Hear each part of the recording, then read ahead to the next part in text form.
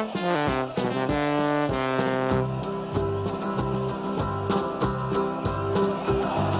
we come, blue and white, and we're looking good. You'll be in for a fight, and we fight pretty good. Getting goals is our job, and we get goals good. Looking good, we are Carlisle United. Hello everyone and welcome to the Brunton Bugle, the number one place to get your Carlisle United fix in the podcast world. I'm Lee Rooney. And I'm Dan McLennan. Last time we looked at the other 23 teams in League 2. This time it's time to turn our focus on the Mighty Blues. We look at United's prospects for the season, discuss how the squad is stacking up, and we also have a chat with a very special guest head of the curtain open this weekend.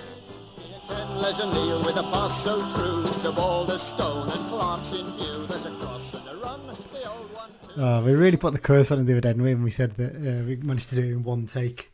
New season, same old Lee Rooney, number troubles. You know what it is? For the uninitiated, we've done that start 4 times because of someone. Messes up, let's say that. Basically, I had the word, the digits 23, but then the word League 2 not long after it. I kept saying 2 instead of 23. It was a bit of a nightmare. But there you go. Yes, it's time to... Something a little bit different, because we didn't really do this last season, did we? We sort of just did the League 2 preview and then went straight into our own preview. We're going to do something a little bit different because we've got something special coming up in a minute for you. But basically what we're going to do is we're going to take a look at United for the season ahead. Just sort of general look at how the squad's getting on, how pre-season went. That's the fixtures that are coming up, basically, and some of our thoughts on what we think United can actually achieve over this season, aren't we, Dan? There's a feeling, we sort of said it the other day, but all the League 2 previews that have come out in the last 7 days or so, and the bookies odds seem to have us dead set on finishing pretty much in the same position as we did last season, don't they?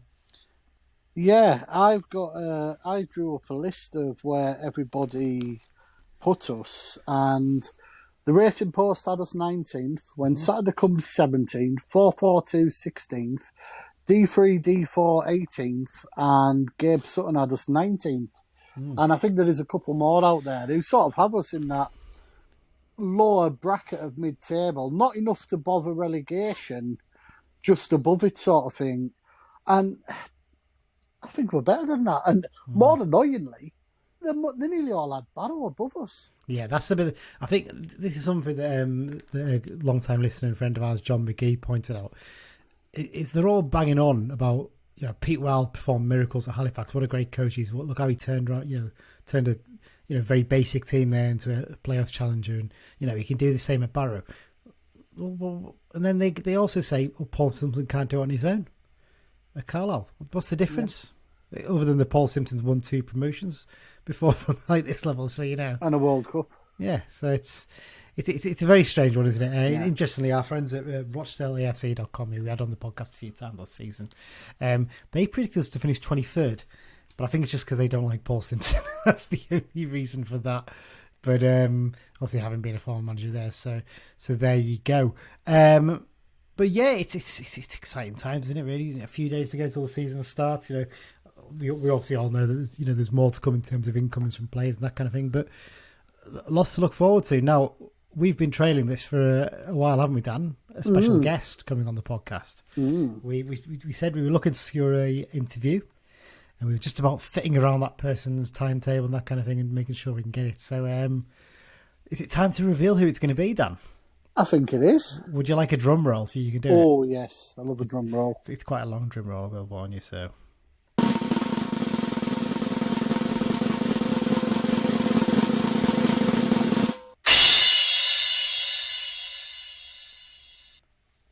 Mr. Paul Simpson, the man himself, Carlisle United manager Paul Simpson. I still can't believe we actually managed to sort it out.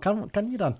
My lurking in bushes and car parks paid dividends. No, joking apart. I was talking to Paul briefly at the kit launch when I was picking up a kit for a fella blue down south, and just basically asked him if he'd fancied coming on, and obviously.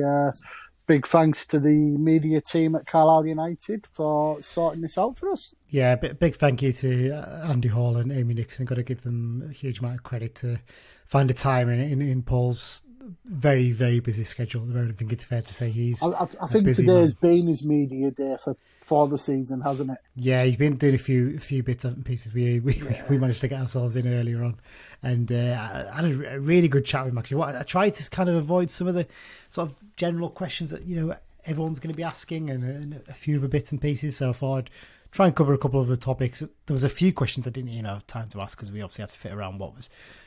Paul had to speak to other people as well, but he was so gracious with his time, and he was very honest and open. And I've got to say, the one thing that does stand out with him is that he doesn't shirk a question. If he's not sure about it or he doesn't want to talk about it, he would tell you. But he never did that with me. He was straight in on them, and he was very straight talking and very optimistic about hopes for this season, but also realistic at the same time, which was really, really good to hear. So, with no further ado, before me and Dan come back in a little bit and start talking about what's happening, what we think of Carl United this season, here's the chat I had with Paul Simpson, head of the new campaign.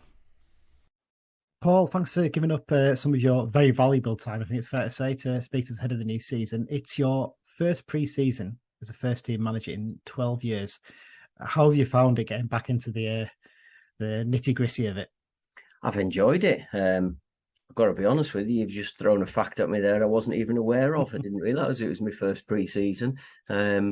It hasn't felt that way because even when you're an assistant, it's still full on getting everything done, making sure all the planning's right and trying to keep the players right. So I've really enjoyed it, and I think the one thing I would say, pre-season's easier when the players apply themselves, and the players here this season have been fantastic. They really have, and it's. I make no apology. It's been bloody hard, and I've purposely made it hard for them because my view is that you have to be fit to have any chance of being a good side. You have to be fit because when you're fit, it gives you the physical strength to do it, but it also gives you the mental strength as well. So you've got the ability to be able to run through that brick wall and to be able to, I say to them that there's times in training where they will never feel that tired in a game. And when they're thinking they're tired in a game, they've got it in the locker that they know they can go again. So it might be a recovery run. It might be a sprint forward. They know they've got it because they've done it so far in pre-season training. Yeah. We all know the story of how you got the Blues job again. But let's go back to February just for a minute. I think all Blues fans are very delighted that you took the role now, but with hindsight, what on earth possessed you to take on what looked like such a lost cause? I mean, I was at that game just before you took charge against Swindon, and it's one of the most toxic atmospheres I've ever seen at a Carlisle game, and the players look just dead and buried. We look like we were going down without hope. What made you think? I mean, obviously you mentioned the fact that you watched some clips of the play, but what made you think you could actually turn it around? Well, it was one of them situations where I can't honestly sit here and say to you that I felt it was one of those situations that I could turn around. It wasn't a case of that. But I also just thought, why shouldn't I have a go at it? I was sitting at home. I was watching the results coming in every week and sitting at home watching Gillette Soccer Saturday because I'm not the sort of person who likes going to football games if I've got no purpose. Unless if somebody was to say to me, look, will you come along and do a report on a player or on a team, or I was doing work for Radio Lancashire, they're doing some co-commentary work for them. So I was keeping busy doing that. But I wouldn't just go to a game on a Saturday or a Tuesday night just for the sake of taking in a game and being out there. So I was getting a bit bored, if I'm going to be honest with you. I think my wife Jackie was sick to death of me being in the house and wanted me out of the way because I'm bloody hopeless when it comes to DIY and stuff like that. I can turn my hand at a bit of cleaning and a bit of ironing and cooking, but DIY is just not for me. So when the opportunity come, I just thought, why not? Why not give it a go? And I knew that it's really hard to get back into a management job in English football. Especially when you are an Englishman, and I suppose I'm classed as an old Englishman in terms of football coaching. Everybody wants the young, up and coming, the coach who thinks he can change the world with a different style of football, when really they might do it for a short space of time, but experience counts for something. And I just felt that with my experience that I've got, I may as well have a go and see what comes from it. And I came in, I threw myself into it. And I've got to say, I mean, I'll be perfectly honest with you. I haven't watched that Swindon game. I don't know what the atmosphere was like in that. I don't know, you described it as toxic. I don't know whether it was like that, because I didn't see the point. There was no point in me looking at that and getting myself worried about it. My only focus was, right, let's start now. The first time I spoke to the players was the Wednesday afternoon, I think it was. And I just said, right, it starts from now. We've got 15 games to go. It's absolutely irrelevant what's happened in the first 31, because we ain't going to change it. We have to just do something to make the next 15 right. And thankfully, the players applied themselves in that. They got results. We ground results out. We had some luck. We had some good stuff as well. And we're sitting here today with me still in the job. And I also know that if I hadn't have turned it around, then I'd be out of work again. So it was a gamble that was worth taking, and I'm delighted that I did it. A lot of managers coming into that sort of situation quite often make a big deal about the squad maybe not being good enough and having to bring in players. Obviously, in that situation, you couldn't because the transfer window was shut. But you seem to have taken a bit more of a level-headed approach, and you seem to believe there's actually a bit of ability in this squad. Do you think sometimes it's overlooked how managers can actually make the squad better and coach it better, basically, and take the squad they're working with already and improve it? Yeah, I think I've got to be honest, it's something that really annoys me when a manager gets the sack and then somebody else takes over. And the first thing they always say is they're not fit enough. I don't know what they've been doing with the previous manager. They don't do this, they don't do that, And I just think, what's the point in saying stuff like that? Nobody's going to benefit from it. I'm sure, I'm absolutely positive that Keith Millen and Chris Beech before him last season did everything that they possibly thought was right to get success for the team. They wouldn't have undertrained them. They wouldn't have overtrained them. They wouldn't have not gone into games with any tactical or technical preparation. They're two good football people who we're talking about. So there's no point me going in and deflecting something onto other people. Those 15 games were my responsibility. Just like this season, it's my responsibility.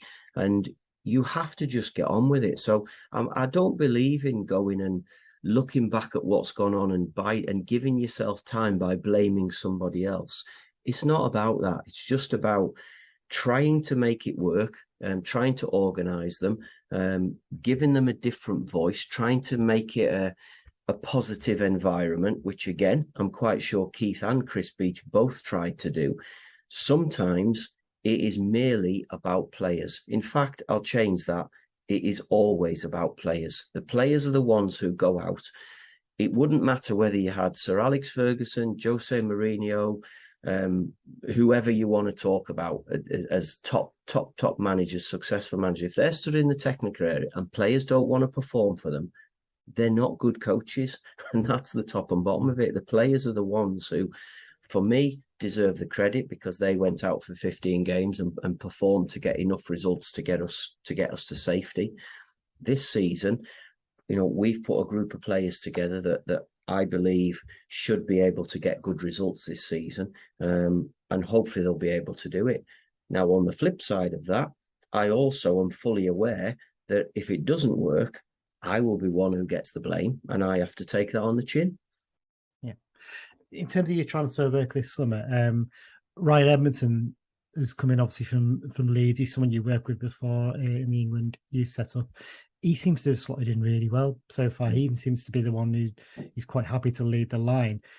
And he's also, something you made a point of is the fact that he really wants to be here. He turned down better offers to come in. Is that not just in terms of him, but is that something you're looking for from any player coming in, that you want them to actually come to Carlisle? Yeah, they have to. They've got to want to come to Carlisle. We've been in discussions with players over the summer, and I'm saying to them, look, let's have a sit down and have a chat about where we are, what we want to do. Let's talk football. Let's talk location in the country, and we'll go from there. And I'm getting back, well, no, the contract needs to be X £1,000 a week, and it's a 2-year contract before I'll come and speak. And I'll just say, right, forget it then. No, I need to know first. I'm not making you an offer until I know you're coming for the right reasons. I don't want this place to be a retirement place for older players. I don't want it to be a place where younger players are coming and thinking, well, I'll just go there and it'll keep me ticking over for a year or two. It's not about that, because we are working under a tight budget. Totally accept that. That was the remit when I took over. So it's not something that they've suddenly thrown at me. That's what we're working under. So every single contract, every pound that we spend of the club's money, it has to be spent wisely. And I have to be clear in my own mind that the players want to come for the right reasons. And I'll be honest, same with the staff as well. I need to know that the staff are here for the right reasons. And thankfully, I look around at the staff and the players that we've got, and I honestly do believe that they're all here for the right reasons. And even if the right reasons are to do really well for Carlisle United and progress to a higher level, don't have a single problem with that. That's the nature of the game we're in.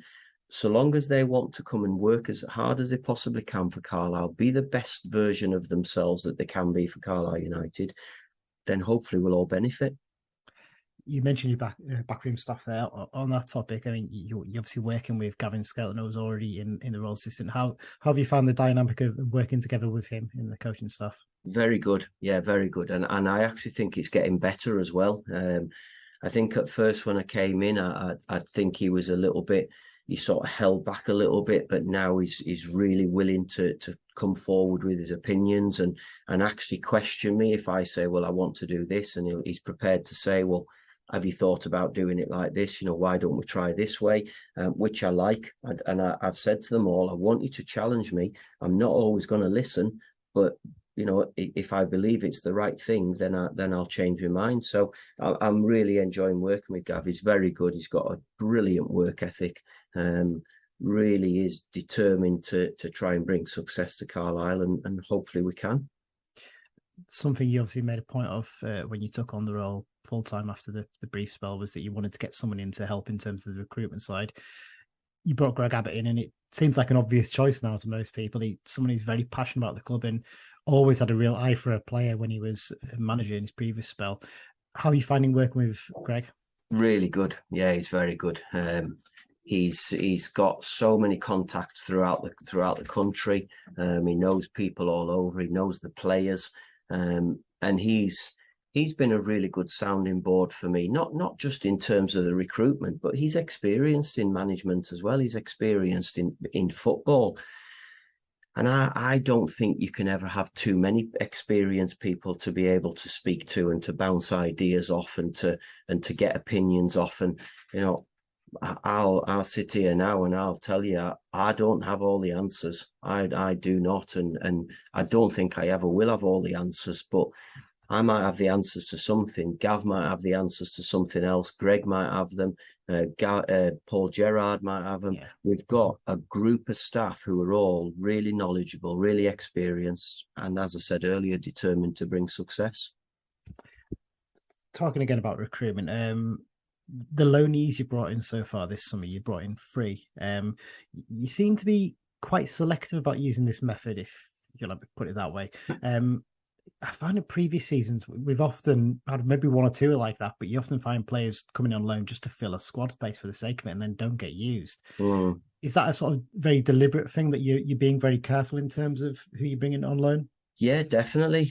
Again, they've got to be right for the group. There's no point bringing people in if they're not able to do the job which they're there to do, which is perform for the team. They have to. That's the first and foremost. They have to do that. And again, going back to the budgeting side of it, loans are not free. They're all. And one thing I'm finding this year, they're actually getting more expensive. It used to be that the players that we've brought, I've been delighted with the help that the other clubs have given us to bring them in. They're helping on their contracts, which is massive for us. So. Firstly, they have to be able to do the job. Secondly, we have to be able to afford them. And we've tried for other loans, but we haven't been able to afford them. It's as simple as that. So we have to move on. I've got a big thing and I've had to just learn this over time in football, that you can stamp your feet if you don't get a player that you wanted, but nobody cares. Nobody really bothers about what you haven't got. We just got to focus on what we can get and what we have got.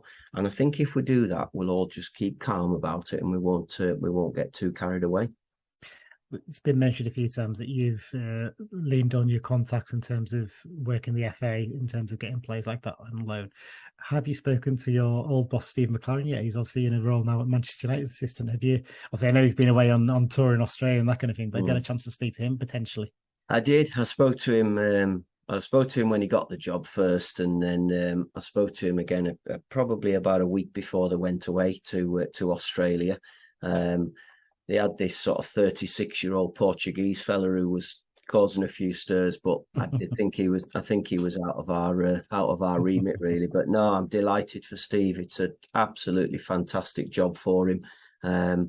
I'm not sure how delighted his wife Catherine is about it. I think they were both ready for retirement, but when something like Manchester United comes along for him, I think it was a bit of a no-brainer. And obviously he knows Erik ten Hag from his time over at FC20 when Ten Hag was one of his assistants. So they've got a good relationship, and I think. I know what Steve's like. I think he will be very good for Erik ten Hag, and I'm quite sure he'll be very good for Man United. You spent quite a long time away from league management, obviously, in terms of you've been assistant for clubs and you obviously work with the FA. What's the biggest thing you took from working with the national team setup that you reckon has improved you as a coach? I think the biggest thing was I had to learn more on the analysis side. So I've learned how to use the analysis equipment that you have to do with players now. So I'm able to actually sit with a computer and clip games and go back and make short videos and stuff. We were big on that with the players. I think the other side of it is when you're working for the FA, you have months and months of planning for a camp, and then you have enough time to have a review of the camp as well. So your planning and your review is done to the minute detail. And that's something that I've taken into management as well, making sure that I'm planning properly and reviewing games, because that wasn't something that was part of management years ago. Probably when I was at Preston, it was just starting to come in. I think we had an analyst who was an intern from the local university who was literally meeting us as the coach arrived back at the stadium at Deepdale, taking it away, and we get it back Monday morning. Whereas now, I get on the coach after a game and Jacob has already got it, he's already coded the game whilst it was going on live. He gets it onto my laptop, so I can literally watch the game back on the way back. And, one of the things that we used at the FA was split the game into 6 sections. We have in possession is build the attack, create the attack, finish the attack. Out of possession is high press, mid block, low block. And I literally have all 6 sections of the game clipped. So if I think we've been rubbish in the middle of the pitch when we're in possession, I just click on the CTA section. I can look at all of our create the attack phases of the game and see where we are with it. So that's something that's really advanced over years since I was last managing. And the FA certainly emphasised that really, really a lot for me, that's important as a coach and as a manager to make sure that you do that properly. So I learned a lot of things. I made a decision after Stockport because that was such a horrendous decision of mine. So one of the worst decisions I've ever made in my football career to take that job. And well, maybe not to take the job, but to the lies and the cheating that went on behind my back were a disgrace. And it actually put me off. It put me off football, if I'm going to be honest with you. I actually thought I don't want to be involved in this game. So I went away and decided I needed to have a little rethink. I had about 14 months where I was out of work and I was doing a house up. We'd made a decision to move back to Stockport because I was told it was a 3-year plan. We bought a house. I'd actually been sacked before we even moved into the house. So I had a massive renovation job to do on this house.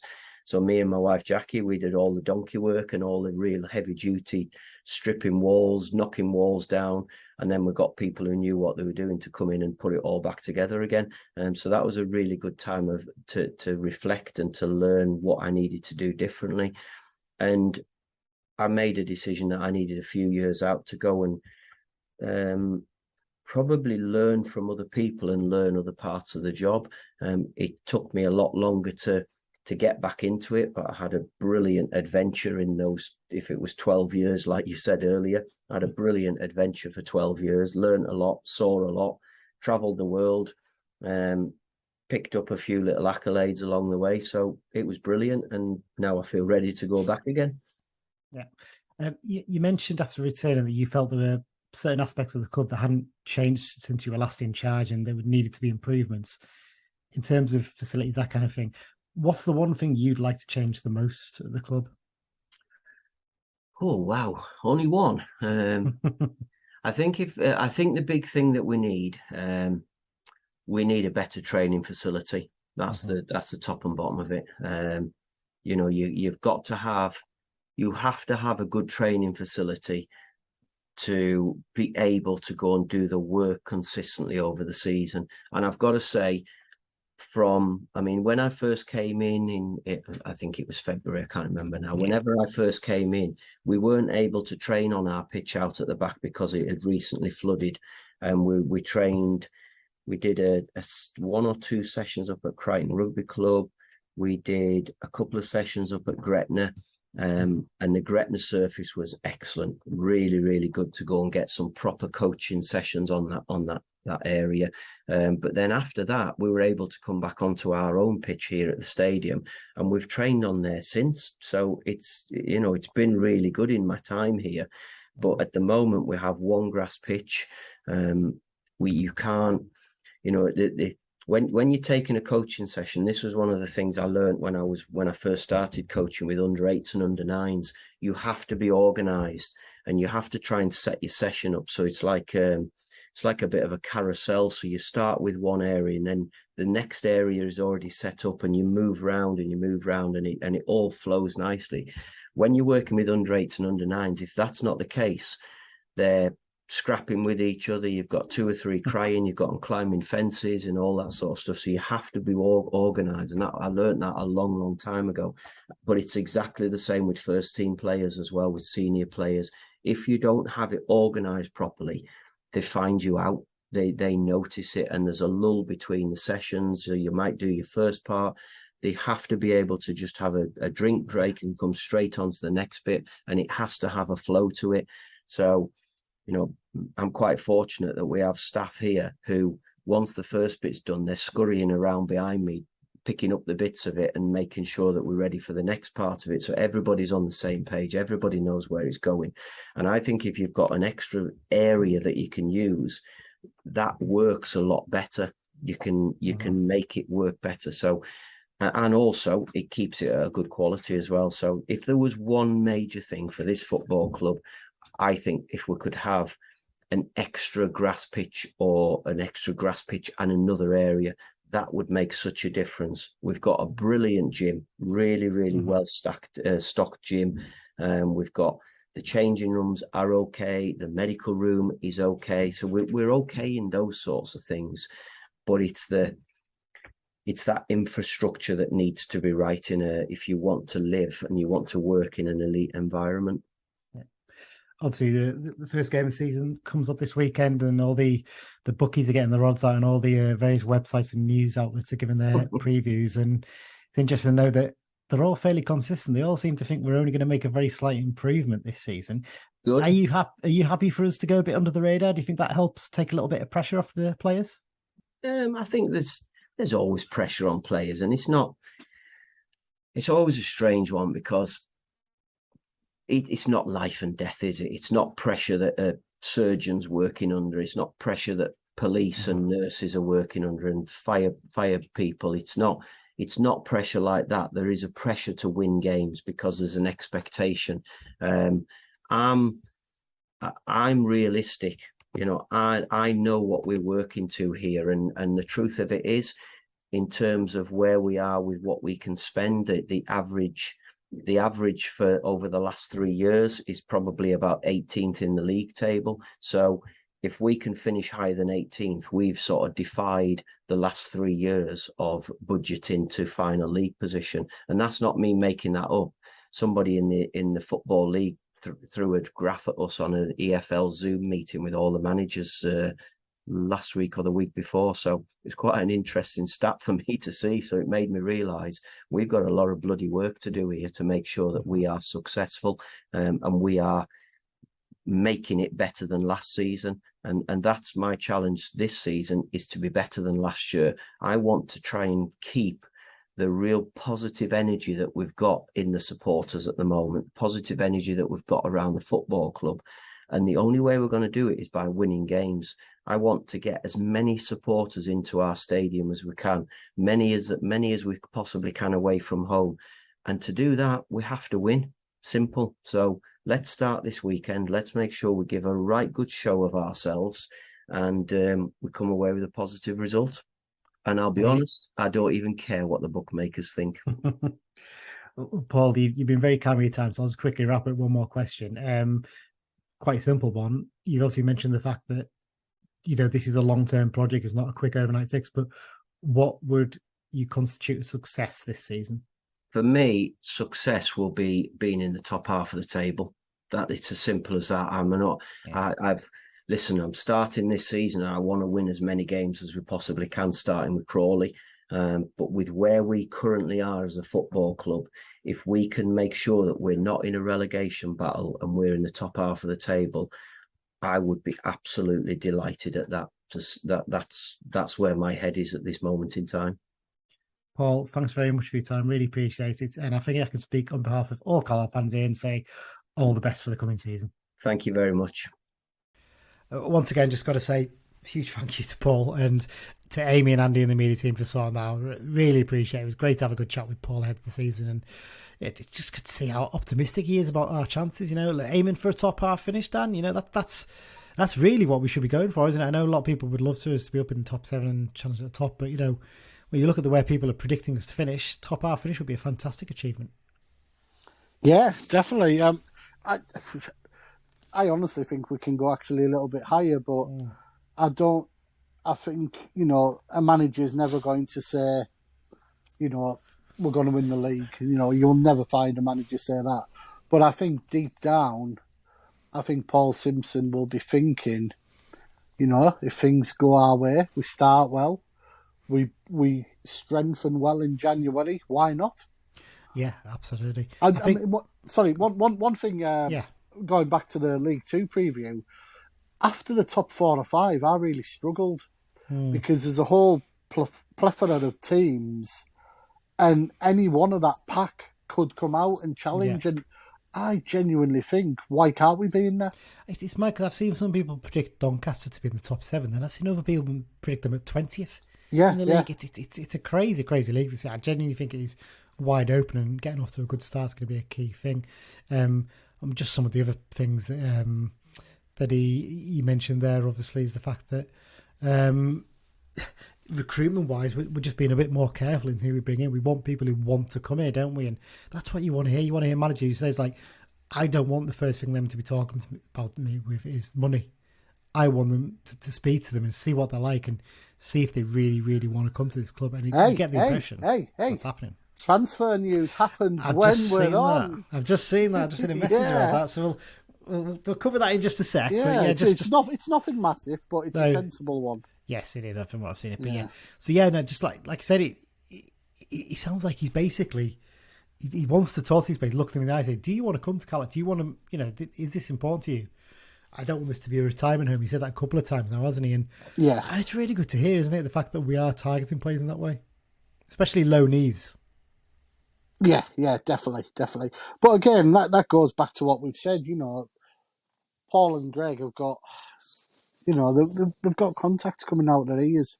They're not just, picking randoms. They're taking, they're using the contacts. They're getting proper players.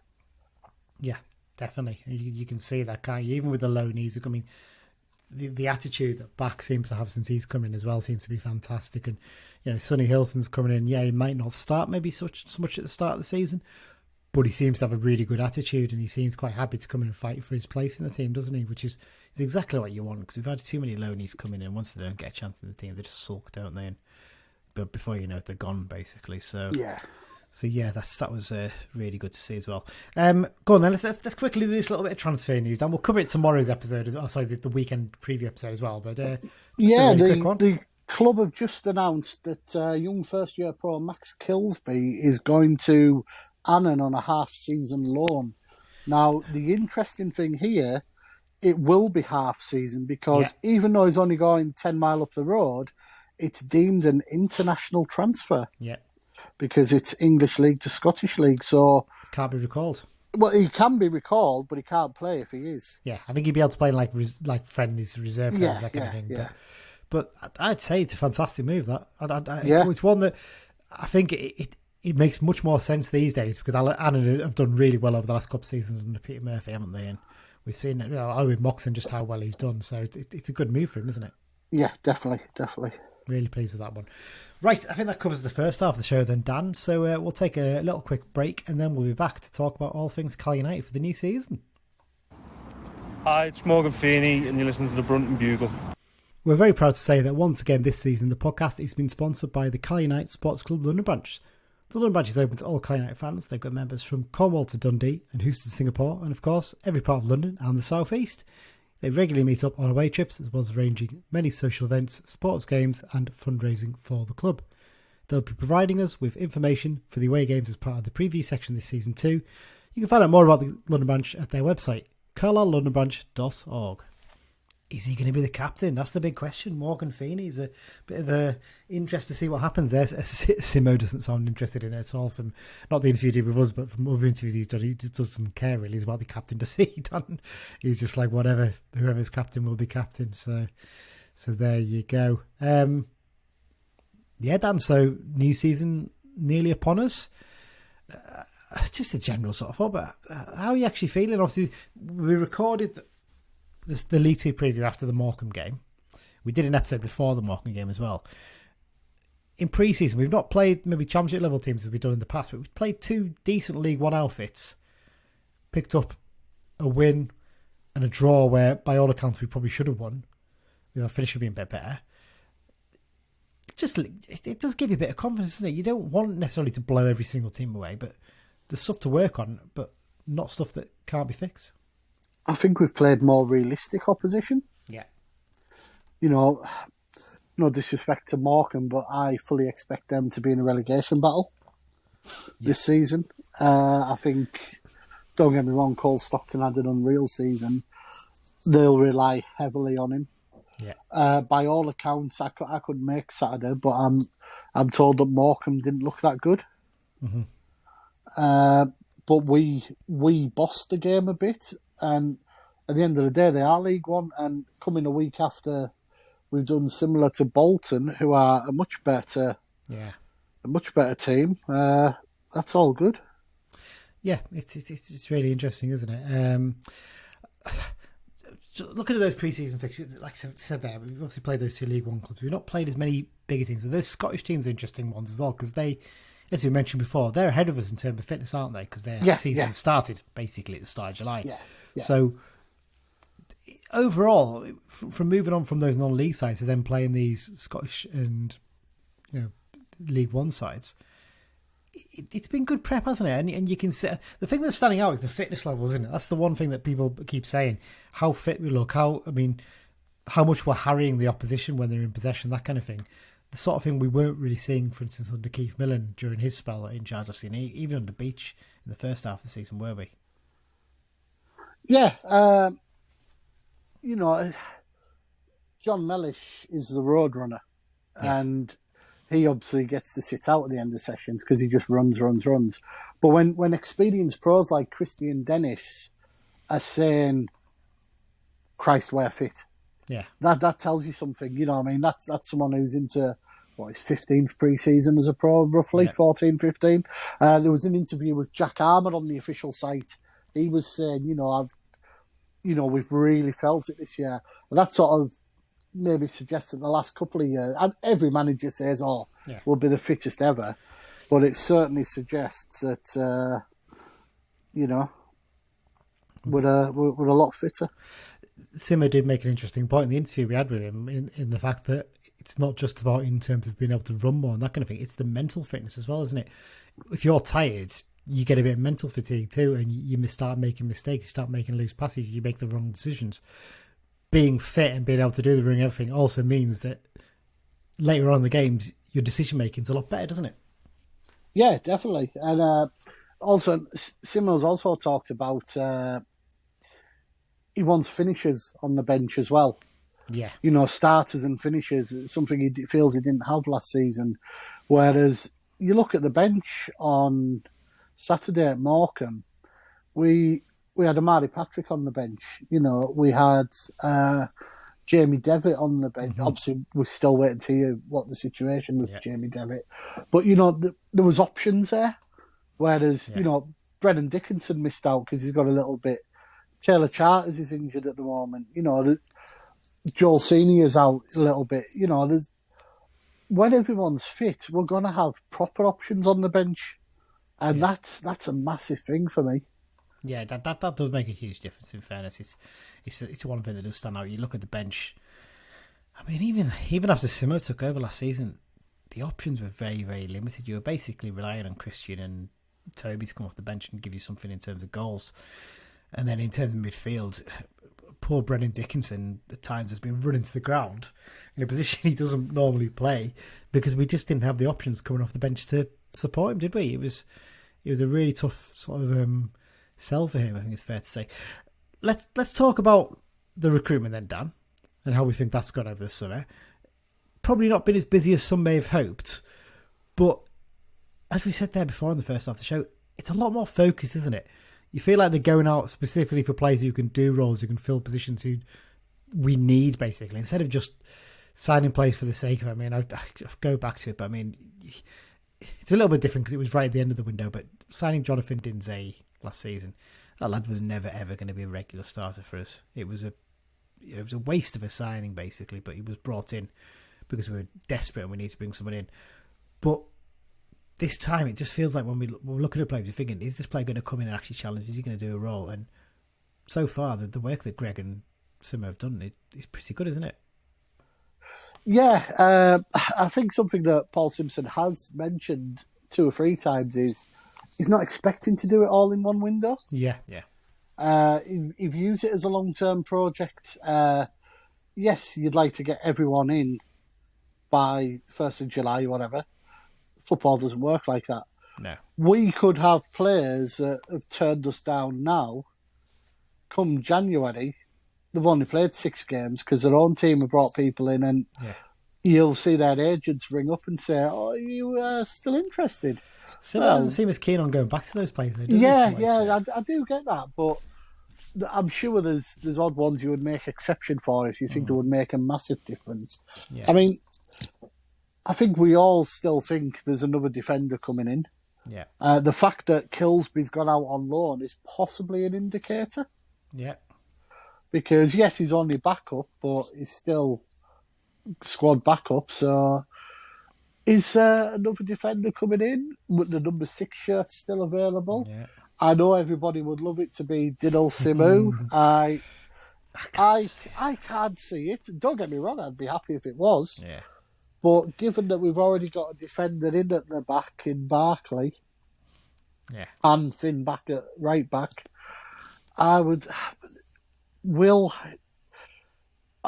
see that go again. Paul Simpson sort of said he doesn't expect much to happen in terms of full-time transfers now before the end of the window. So it's a teaser, I've still got this image of Reece Bennett reappearing. I really have. I don't know why. He fits, doesn't he? Experience, knows the club, would walk in. But joking apart, there's still work to be done. Some of the players we've got now will maybe move on in January. It's an interesting time. It really is. I mean, obviously, it looks like we're going to play 3-5-2 this season. It's not a 3-4-3 or variations of that, aren't we? Basically, interesting. Simmo's basically said, hasn't he, that when he's looked at it, quite often you think I've got to build a squad to work around what I want to play. Simmo's been quite adaptable, hasn't he? In that he's basically said, no, actually, I'm going to look at what we've got and see how actually we can get the best out of them. And he maybe looks at players like he likes maybe Mellish and thinks, well, he works really well in the back three because he can get forward a little bit as well. And players could drop in cover. Callum Guy suits his formation John better. Mellish bringing the ball out almost becomes a 4-4, a 4-3 or a 4-4 at points, Yeah, and even like Amari Patrick playing as a striker in that role isn't really a striker because he's got a bit of freedom to drift out to the wings and spot the wing backs. It's the same with whether Gibson or Hilton play. Signs are they're going to be sort of a 10 role behind the two forwards, but who's to say we won't leave, say, Edmondson up front and Patrick and Gibson or Hilton go wide, so it's more of a free at the front, It's interesting. He actually played Gibson for a period against Morecambe as a right wing back, didn't he? Because he said he wanted to have a look and see whether this, late on in a game when we're chasing a game, someone who's got a bit that attacking ability, getting forward a bit more. So that was an interesting little. You could put him at right wing back and bring on a Hilton or a Devitt if he gets a deal. Again, it's that goes back to the starters and finishers thing, and the strength in depth. Yeah, well, let's go through position by position and have a look at some of the players we've got in. So, starting off, obviously at the back with the goalkeepers, Thomas Holy come in, look pretty solid from what we can see. He's a big lad, stating the bloody obvious there. Is there still a feeling we could maybe do with getting a backup keeper in, or are we quite comfortable with the idea of just Holy at the moment? I think at the moment I'm comfortable with just Holy. We've got the two young lads. I would like to see at least one of them go out on loan. Yeah. If Hawley does get injured because of their inexperience, we can bring a loan in. Yeah. So it's not as important, I would say. It wouldn't surprise me if we did bring one in, possibly towards the end of August when players are desperate for deals, Yeah, but it does seem like he's basically saying, well, Hawley's my number one. So actually getting someone else in isn't as much of a concern. It means basically Thomas can concentrate on his job. Well, someone suddenly coming last minute and thinking, "Oh shit, now my place is under threat." Yeah, of course you want players to be strong enough to cope with that, but at the same time, when you're prepping for the start of the season, on the flip side, you want your keeper to be comfortable knowing his role's there. So yeah, I'd agree with you. I think I'd like to see one of Breeze or Simons. It seems like Breeze is ahead of Simons at the moment, so maybe Simons going out on loan somewhere would be a good idea if we find like a National League North. So yeah, maybe look at that. Defence. So in that position, Simmon's made it very clear that he wants to bring another one in. Obviously, we mentioned there Max Kilsby's now gone out on loan. That means you've actually got, I'm just counting here, 1, 2, 3, 4, 5, 6, 7, 8 defenders if you include Ellis. But in that, I'm including Jack Ellis. I'm also including Joel Senior, who's out till November. So you've really got 6 senior defenders. I'm not including Brendan Dickinson there because he's a bit more of an attacking wing back, isn't he? Feeling again like happy enough with what we've got there, but probably just need a little bit more there. I think we need one more in. If you look at right wing back, we've got Finn back and Joel Senior to come back. Yeah. Obviously, we've got Ellis as well. Left wing back, I know you said not to count him, but we've got Armour and Dickinson. In the middle, we've got Barkley, Mellish, Feeney, and Corey Whelan, who's been a bit of a forgotten man, hasn't he? Yeah. But obviously, as we said earlier, he's in another episode, he's impressed Paul Simpson. So I think we'll get one more in the middle. I do. Yeah. Because the likes of Whelan can cover on the right in an emergency, etc. Yeah, exactly that. Ben Barkley coming is an interesting one because a lot of people sort of scoffed when he first came in. But he seems to have done pretty well in the pre-season games. I think he's played pretty much every game since he's come in. I think people thought he was more of an inexperienced, like a Finn back or someone, but he's played plenty of games, and it's essentially a 1-year deal for him. Yeah. He's on loan, but essentially we signed him for the season. Is his contract up at the end of the season? No, he's got another year. Yeah, okay, I couldn't remember. But, it could be by then, there could be a deal to be done. He's probably on too much money at the moment because he turned down Accrington to go there when they were conference. But if Stockport aren't interested in a year's time, there could be a deal to be done if he's done well here. Again, I was discussing this one with John McGee. He's got shades of the James Berrett about him in that to fans when he first comes in, he's quite underwhelming.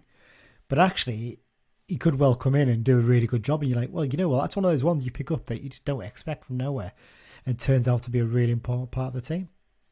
Yeah, definitely. We've got a young central defence. I mean, Morgan Feeney's a similar age. John Mellish isn't the oldest lad going. He's only about 24, in fact. It's fact for you, John Mellish is younger than Ben Barkley. Yeah. Ben Barkley's 25 and Mellish is 24. so there you go. There's your difference. But yeah, like I said, I think another big season with John Mellish. He's going to get a chance to actually play the centre back he was brought in to be, basically. So really, really good chance for him to show what he's done. And we all love Morgan Feeney, don't we? So I don't think we need to say much more on that. And as we said before on the previous episode, Brendan Dickens at left wing back. We really think he could be the one to make a difference. He could really step up and be the player we really hope we signed when he first came in, I think. Yeah, definitely. Yeah, definitely. Okay, well, midfield. I don't think this is an area where, again, maybe you'd want one more in, possibly. I would want one more in because we've said Dickinson's a left wing back. Yes, he can go into midfield, but actual fit central midfielders, I'm talking middle of the park, we've only really got Callum Guy and Owen Moxon at the moment. Yeah. Because Charters is out for several weeks and Dixon's out long term. Yeah. And Jamie Devitt's not signed yet. Devitt hasn't signed. I think, as we said, I think if he does sign, if he does sign, he'll probably play deeper than he sort of has previously. Yeah. And whereas someone like Hilton and Gibson are more attacking tens. So I would possibly like to see another come in the middle. It wouldn't surprise me if we did get a free agent in there because there's still some decent players kicking about. We mentioned it. We all predicted I think a few of us predicted he was going to play this season. Owen Moxon, he just slotted in like he's been there for years, hasn't he? He looks. I mean, what strikes me about him is his physicality and the fact that in the footage I've seen, he's constantly in there nicking the ball off plays. He's harassing people, and he look. I mean, it'd be great to see him get a couple of goals as well, hopefully. But he looks like he's going to make a really big impact this season. Yeah, I think it might have actually shocked Callum Guy a little bit. Because they won't know about. They'll know this lad's come in. They'll think, he's just come for Manning. It'll maybe take a few weeks, but he's stepped up to the plate massively. He's come in and he looks like he's been there for years. So it's it's good. Yeah, it's good to see. And also you mentioned that Callum Guy there. So he didn't have the best of seasons last season after his first full season was so fantastic, but I mean the whole team was struggling a bit. I think he'll have a bit of a point to prove this season. Yeah, and I know Simmo isn't bothered too much about captaincy, but if Feeney does take the band, means Guy doesn't have to worry about it. Yeah, which might let him concentrate more on playing. Yeah, that's the hope, isn't it? Really, but and just a brief mention. Obviously, we mentioned Sonny Hilton before, but hopefully, he might not start too much at the start. We think, because he's just getting used to playing league football. But someone we think who can make a really big impact on the team this season, don't we? Yeah. Into attack then. Before we just have a quick look at the first few fixtures for the season. In attack, I'm just looking here. I mean, there's 7 players listed as attackers on transfer marked. You're looking Jordan Gibson, Amari Patrick, Lewis Bell, Christian Dennis, Toby Shea-Silver, Ryan Edmondson and Sam Fishburn. Fishburn does seem to have dropped a bit down the pecking order. We've said it before. He needs to learn spells. He has had an injury, to be fair. He was out early. And Lewis Bell just hasn't featured much. I would suggest those two would benefit from first team football somewhere. They definitely need a loan spell. I mean, for them, maybe you try and get them to a non-league club in England so you can recall them if you really need to. But they definitely need it. What you've got remaining then is actually, players all. I mean, Dennis is at 32, he's a bit older, but all the rest of them in their prime, really. Edmondson 21, Toby Shea-Silver's 27, and Patrick 26, and Gibson 24. I quite like our mix of strikers. We've got a bit of everything because Patrick can play central or wide. He's got pace. Yeah. Dennis is your fox in the box. Edmondson is like a better Derek Holmes, hopefully. Yeah, I mean, target man, if he's Derek pace. Holmes level, that'll be brilliant. Yeah. If he's better, even better. And Toby isn't a bad backup from the bench. I can't see Toby starting too many games, but makes an impact. He does, doesn't he? He's got a knack. He's got that knack. He feels a lot more composed when he comes off the bench as well. It's a strange thing, isn't it? You'd think quite often players struggle to make that impact off the bench. But he really does. When he gets the ball off the bench, he looks a bit more comfortable. He looks like he's more in control than the rest of the players in the team. So I really hope he can continue to make the impact he did towards the end of last season, because he became, the first couple of games he played, people were a bit worried who we signed here, but actually he turned out to be, like I said, a useful sort of player coming in. You've mentioned Dennis quite a few times, Dan, as your tip for top scorer and that kind of thing. How many do you reckon he can get this season? I see no reason why he can't get 15. Yeah. 15, I'll just double check there. Yeah. Not 50. I actually think we're going to have one of those where we maybe won't have an out-and-out scorer, but they'll be spread about a bit, because they've all got their own little unique characteristics. Yeah.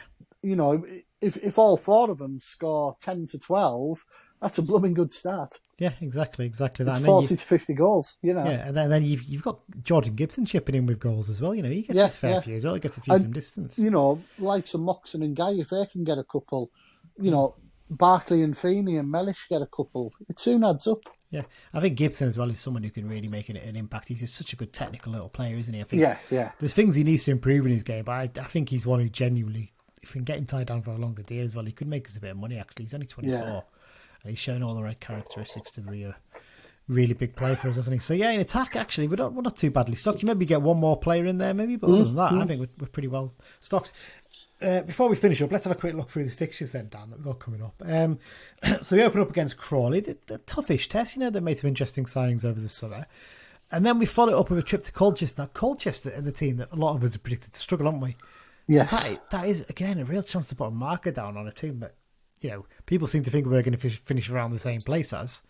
If we can go there and get a result, that really puts us in a good position, doesn't it? Yeah, definitely. And then we've got Swindon up here, which was obviously the turning point fixture last season. I think Swindon will be quite a good measure, because I don't think they're going to be quite as good as last season, but they've still got some good players. Yeah, definitely. I think that'll be quite a good marker. Yeah. Compared to, you know, the next three games, Grimsby and Stevenage away, Gillingham at home. Yeah. They're interesting ones, aren't they? Because, again, for the opening fixtures we've got, we've avoided all your Bradfords, your Mansfield, your Northamptons, your Stockports, even your Doncasters, people like that. Well, your first one of those we play is Mansfield away on a Tuesday night in September. If we can get a good start off, then we become a team that they fear coming down to them. Basically, that's what you hope, isn't it? When you look at it, I genuinely think there's a good chance to put a good marker down here and get a decent level result. Maybe have a little unbeaten run going at the start of the season, possibly even. I'll probably put a curse on it now. We'll lose against Crawley, but yeah, it's a good chance to do that. And then obviously you missed out there the cup game against Shrewsbury Town. I mean, early on in the season, you always get funny results in the League Cup, and a good run in that competition could really put us in a good place for the season ahead, couldn't it? I think it depends. If you get through your first round, you want a good second round draw. Yeah. Is it when you get the bad second round draw, it feels a bit of a waste almost. Yeah, that's the key thing. Isn't it? There's a few times we've had that, and you think, oh, for God's sake. Yeah. We've had we'll have to get to the third round now to get Liverpool instead, as we did. But yeah, no, I agree with you. It's a good opportunity, but yeah, over that first month or so, there's a really good chance for us to put our marker down, I think. And then, I mean, even actually going into September, your first two fixtures in September are Rochdale at home and Harrogate away. You get two teams that you'd expect are probably going to be struggling a bit this season. Yeah. There's a massive opportunity there to really get off to a good start, but that's what it's all dependent on, is it? You know, you've got to get flying out the traps against Crawley, because the one thing someone pointed out, I think we only scored for like 5 first half goals or something in long periods last season. So I can't remember. Speaking of the Crawley game, it was interesting. The club tweeted yesterday or the day before that 1,000 tickets ahead of where they were from the start of last season. And I think last season we had 6 free for the first game. Yeah, so we could get over 7,000 be fantastic. You could be looking at 7+. You know, which would be last season we were playing. Go on, sorry. Colchester, wasn't it? Yeah, so they didn't bring a big away following. Crawley aren't going to either, are they? No. We'll discuss Crawley on the preview episode coming later in the week. But hopefully that pretty much sums it up then, Dan, doesn't it? Interesting. I forgot to ask you the question I was going to ask you. I'll quickly ask you it now. This little question I'll come up for this week's episode. So my question was: can you name the last 3 players to score on their debut for Carl United? I'm not including the paint trophy here. I think it is just league games for check. Yeah, for the last 3 players to score on their debut in league games for us, and the last player to get sent off on his debut in a league game for us. Oof, bloody hell, that's a good one. Yeah. Do they go back far? Yeah. 3 years. I'm just checking. Last 3 seasons, last 2 seasons. So it doesn't go back that far. No, in fact, so yes, the last 3 seasons for the goal scorers. The red card's a few years back further than that. Oh, let me have a think. I'm trying to think. Who did we play first last season? It's not necessarily in the first game of the season. We drew, didn't we? 0-0. I'm trying to think who. To give you a clue, there was 1 last season, and then there was 2. Not the season before that, but the season before that.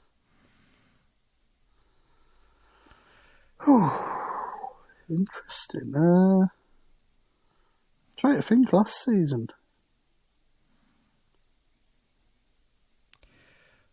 All I'd say is that the one from last season didn't make much of an impact beyond this. Wasn't Mampala, was it? No, he was in a trophy game, so I don't count that. Right. I wonder if... Was it January? Could be. Who scored at... I should say, I'm not counting Amari Patrick in this, because his was on his second debut, so that doesn't count. Owen Windsor? Yes, Owen Windsor. Last place to scored. Who was it? Who did he Port score? Vale. Port Vale, that was and it. We ended up losing 3-1. I was just trying to think who we signed in January. Yeah. So the other 2 are from Stephen Presley last season in charge.